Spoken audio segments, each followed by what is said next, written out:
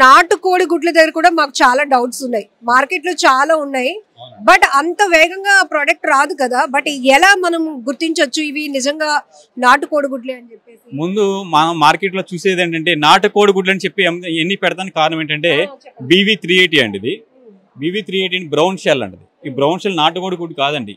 ఈ కోడి వచ్చి సంవత్సరానికి 280 నుంచి 300 గుడ్లు పెడద్దండి.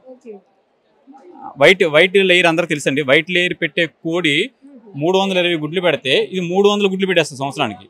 సో ఇదే మనకి చాలా ప్లేసుల్లో నాటుకోడి గుడ్డు అని అమ్ముతారు. నాటుకోడి గుడ్డు బ్రౌన్ కలర్ లో ఉండదండి, క్రీమ్ కలర్, లైట్ క్రీమ్ ఉంటుంది.